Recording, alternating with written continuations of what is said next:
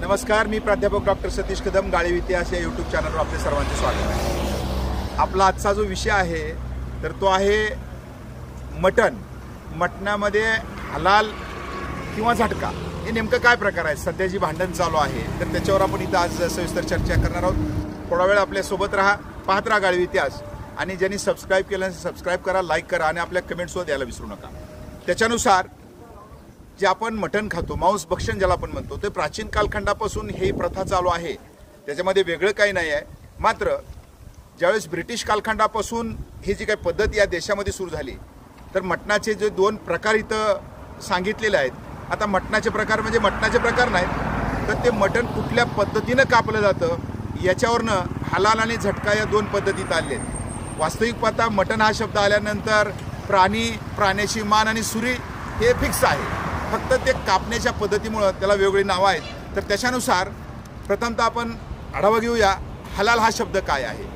तर खास करून मुस्लिम धर्मामध्ये हा अरबी शब्द आहे। हे हलाल ज्याला आपण म्हणता येईल याचा अर्थ होतो मान्य असणं, संमती देणं म्हणजेच हलाल। साहजिकच आहे, ज्याला आपल्याला बळी द्यायचा आहे तर त्या बळी दिल्यानंतर बळी देत असताना त्या बकऱ्याला पाणी पाजणं आणि त्याची मान्यता घेणं त्याला हलाल अशा प्रकारचा शब्द आहे।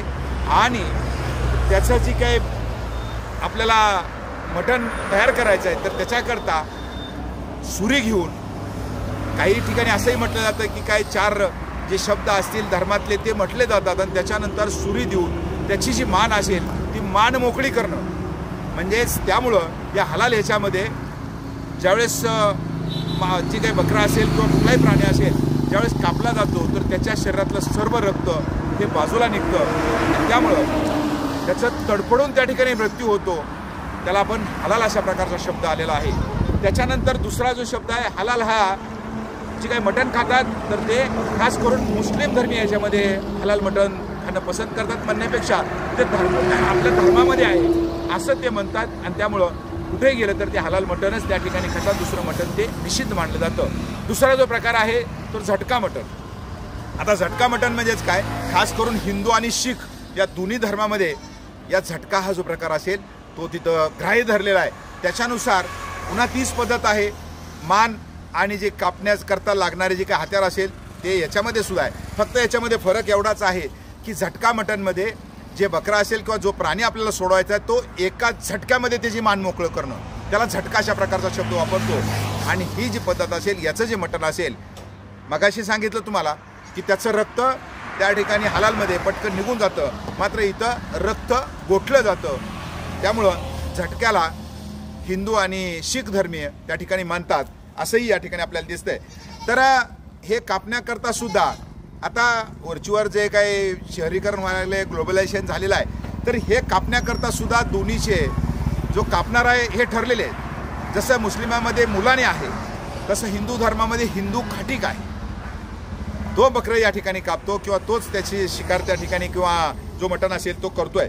तर याच्याकरता सुद्धा म्हणजे आज जो वाद चालू आहे हा वाद महाराष्ट्रामध्ये मगाच आपण बघितलेला आहे की जे मंत्री आहेत आपले जे नितेश राणे यांनी सांगितलेलं आहे की हिंदूंना त्यांच्या हलाल पद्धतीच्या ऐवजी झटका पद्धतीनं मटण इथं घ्यावं असं जी सांगितलेलं आहे। त्याच्यानुसार ज्यावेळेस आपण पाहतो की हे मटण जे असेल हे मटण कसं ओळखावं याच्याकरता हैदराबादच्या नॅशनल रिसर्च जी सेंटर आहे तर या सेंटरनं एक पद्धतसुद्धा विकसित केलेली आहे आणि या पद्धतीमध्ये घातल्यानंतर म्हणजे त्या असणारी सिस्टम जी आहे त्याच्यामध्ये घातल्यानंतर मटण किंवा बकरं जे असेल कुठल्या पद्धतीनं कापलं गेलं हे सुद्धा लगेच कळतं आपल्याला।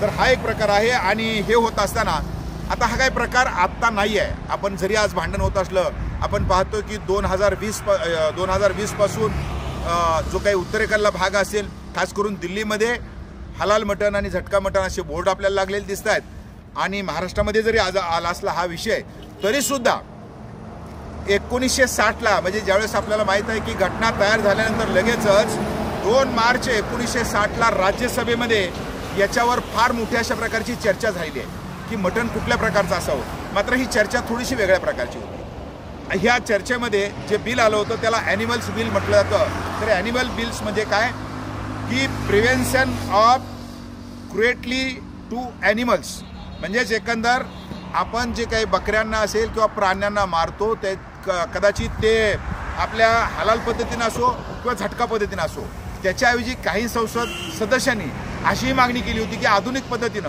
त्याला पटकन जीव निघून जावा, अशा प्रकारे त्याला मारावं. अशा प्रकारची मागणी आपल्याला राज्यसभेमध्ये 2 मार्च 1960ला झालेली होती. याच्यावर फार मोठी डिबेट झालेली आहे. आणि अलीकडल्या कालखंडामध्ये ज्यावेळेस आपण आढावा घेतो तर त्यावेळेला 1998 साली राज्यसभेमध्ये जे राज्यसभेचे सदस्य होते समाजवादी पार्टीचे, त्यांचं नाव होतं मोहम्मद आझम, यांनी सुद्धा प्रश्न विचारला होता. त्यांनी सांगितलं की रेल्वेमध्ये कुठल्या प्रकारचं मटण आम्हाला मिळतंय तर ते आम्हाला हलाल पद्धतीचंच पाहिजे, अशा प्रकारची मागणी केली आहे. म्हणजे हा विषय जो असेल महाराष्ट्रामध्ये आज आला असला तरी सुद्धा 1960 पासून हलाल का झटका हा विषय कायमस्वरूपी चालू आहे असं आपल्याला दिसतंय. आता दुसरा विषय शेवटचा आपण घेऊया. मग याच्याकरता मुस्लिम संघटना आक्रमक आहेत, मटण कुठल्या प्रकारचं राहावं. मुस्लिम समाज तर हलालाशिवाय मटण खाणार नाही असं त्यांचं अलिखित नियमच आहे. त्याच्याकरता मुस्लिमाची एक संघटना आहे, जमियत उल उलेमा ए हिंद नावाची संघटना आहे. तर त्याचं सर्टिफिकेट दिलं जातं, त्या मटण जी काही जिथं मटण मिळतं त्याला सर्टिफिकेट दिलं जातं या संघटनेचं. आणि मग त्यानं ते सर्टिफिकेट आपल्या असणाऱ्या दुकानात लावायचं आहे आणि त्याच्यानुसार मटणाची विक्री करायची किंवा हे हलाल पद्धतीनं मटण आहे. मग महाराष्ट्रामध्ये याच्यावर आधारित जे आजच एक वेबसाईट लॉन्च झालेली आहे आणि जे हिंदू लोक असतील याच्याकरता मल्हार सर्टिफिकेशन नावाची एक संस्था किंवा वेबसाईट काढलेली आहे. आणि या संस्थेच्याद्वारे तुम्ही रजिस्ट्रेशन करू शकता. जर वेबसाईटवर जा तुम्ही मल्हार सर्टिफिकेशन एक प्रमाणपत्र तुम्हाला मिळेल आणि त्याच्यामध्ये हे जे मटण आम्ही विकतोय तर ते मटण झटका पद्धतीचं असेल असं तिथं ग्राह्य जातं. साहजिकच आहे याच्यातून मटणाच्याद्वारे जे काय असेल की हिंदू आणि मुस्लिम हे ध्रुवीकरण याच्यामध्ये आपल्याला दिसतंय. मात्र दोन्ही बाजूला प्रत्येकजण आक्रमक त्या ठिकाणी किंवा प्रत्येकजण आपापल्या धर्माला तिथं चिटकून राहिलेलं आपल्याला इथं दिसून येत आहे.